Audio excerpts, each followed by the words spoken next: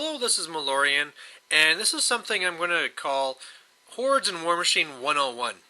And really what this is that, there's probably you guys that weren't too happy that I started doing Hordes and Warmachine and are thinking, well, god damn it, if I gotta watch these stupid battle reports, I might as well know what's going on, because every time I look at this, it doesn't make any sense. So, whether you're those people following my channel, or if you're somebody else wanting to get into Hordes and Warmachine, this will just be a fast little summary of what it's about, just so that if you're ever watching the battle report, or if you're getting into it, you basically know the real concept. Now, as far as a gaming system that's a good way to transfer over from it, probably 40K is the best way, because it's all about models on the tabletop with circular bases that are going to be moving in set movements in different directions. You can walk around things and all this stuff, and so that's the best way to think about it. However, there's also surprisingly big differences. Probably the first thing to talk about is the actual objective. Whereas in 40K you're trying to capture something or get kill points, the main thing here is it's always caster kill. So it's just like chess. As soon as you kill that king, you win. And that's a big difference. I mean, think of if you're playing 40K and as soon as you killed the HQ, you won. Vastly changes the game. Now, you can also be doing missions where it's doing both at the same time, so either you kill the caster or you have to be the only person holding this one objective, but even when you do those, it really comes down to killing the caster, and all the objective does is forces you to be more congested and aggressive, and really just brings about the caster kill even faster. Now, as I'm talking about casters and warlocks, I should actually say what the different types of units are. And as well, I should also say that there is the two different systems. There is the War Machine, which is like steampunk, and there's Hordes, which is all about beasties and monsters. Now, they are completely compatible. It's not like 40K and fantasy where they just don't work. This is actually designed to work with each other. So you can have the steampunk stuff fighting the monsters. No problem. Now, the main person leading your army is going to be called the Warlock or the Caster, depending on which system you're playing. It's really the same thing.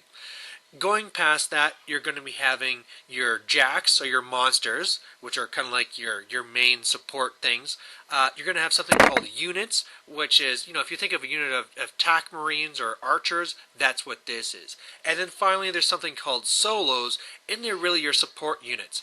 Sometimes they work with your units or something else, or sometimes they're completely independent, but these are always solo models that are obviously doing a support type role. Now, when you're playing the game, it's also really focused around these things called focus and fury. For War Machine, you're going to have something called focus, so that depending on what your level of your caster is, he's going to have that amount of focus, and you can use that on your jacks to be giving them boosted attacks, more attacks, allowing them to charge or cast spells. Whereas with Hordes, you're going to have something called fury. And with that, you're going to start at a certain amount, but after that, it's going to be all about riling up your beasts, and depending on how much you push them, that's how much fury they generate, and then you pull it back in.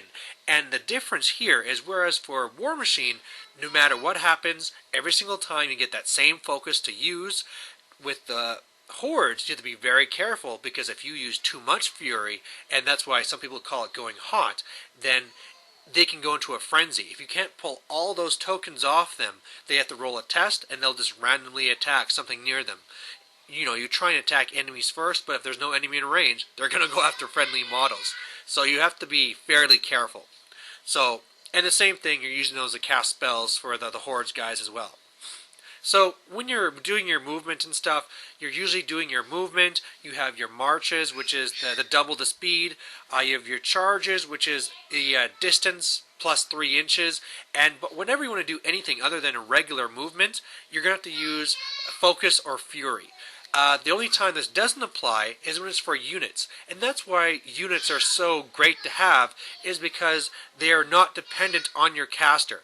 Your caster or warlock only has an area or effect, and if you are to have a jack or a beast that goes outside that, you can't make them do anything better with their fury or focus, and if they already had fury on them, you can't pull it off, so they're pretty much sure to go into a frenzy. So you're always going to have those main things in a bubble around your one caster or warlock, and then... Okay, sorry, my computer's went. And then your units and things are going to be there on the outsides. Same thing with the solos. Now, when the solos work, they have to do the whole thing as well, except that every unit is going to have a sergeant, and the sergeant can give orders to the unit saying, everybody march, everybody charge, type thing. And the nice thing is that if you ever kill a sergeant, a new one can just be made. Okay, this guy's a sergeant now. Where this is important, though, is whereas in 40k, every unit has to be within coherency, 2 inches of another model. In this one, they have to be within the command range of that sergeant. So you're just going to have these kind of bubbles that are kind of working where they have to make sure they're within range of that guy. The other real difference is that whereas for 40k, the whole unit has to be directed at one thing. So, okay, we're all shooting at one unit. We're in combat, so everybody's in combat. With units in this game, you can break it up so that, these guys are fighting, but these guys aren't. These guys are shooting here, these guys are shooting here, and these guys are fighting, right? It can be totally broken up. So that's the main thing to look at that. When it comes to the system after that, everybody has a move value that says how fast they can move. And then you're going to have something called mat and rat. So that's really your melee attack ability and your range attack ability. And when you're rolling those, it's going to be based off their defense. So if your mat is 5 and their defense is 11, that means on 2d6, you need to get at least a 6 to hit them. And this is where, when I'm talking about with boosting, with the fury or the focus, that's where you can add an extra d6. So it's always 2d6 until you boost them. And you can only boost it once, but you can either be boosting it to hit or the damage roll. Now the damage roll is you're always going to have the strength. You have the strength of the actual guy, plus you actually get a strength of the actual weapon, which makes a lot of sense. And then you're going to compare that to their armor. And so if your strength and your strength of the weapon brings you up to, say, let's 10. They have armor 15. Well, that means that if you roll a 5 with your 2d6, you didn't do anything. However, for everyone you get higher, so with your dice plus your strength going over their armor, that's how much damage you do to them. Now, for a lot of the different units, they only have one wound. Your casters usually have somewhere around the range of 15 to 20. And then your jacks and your beasts have these branches. And it's really interesting the way that this works. Because when you get some damage, it randomizes where does it go, what branch, and when these branches get full, they really affect the model. So when we're talking about hordes, it can mean that you can't be boosting to hit or to wound, or you can't even be forcing these guys anymore. If we're talking about the jacks, the steampunk guys, all of a sudden, they might not be able to move.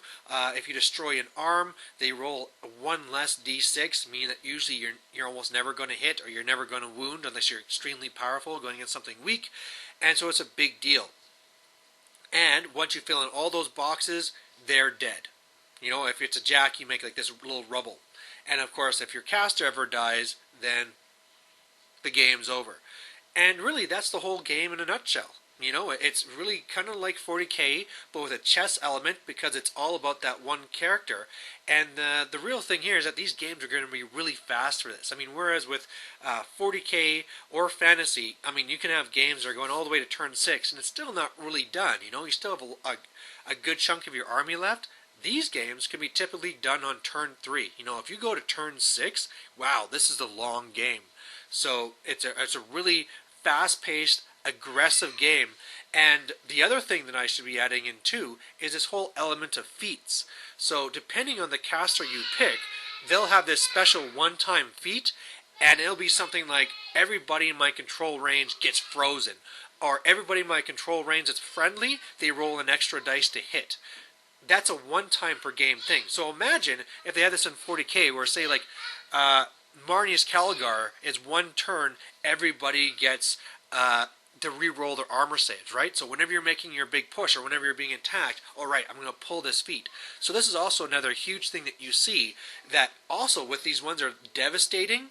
can actually make the game end sooner. If you ever looked at my Thagrosh ones, his one is where they get to all do their actions, and then after, if I do that feat, all my beasts can make another move and attack. So boom, I can be rushing you and getting you right away. So with all this put together, games are really fast, very simple, whenever you're rolling to hit or to wound. So I hope now that kind of explains what's going on.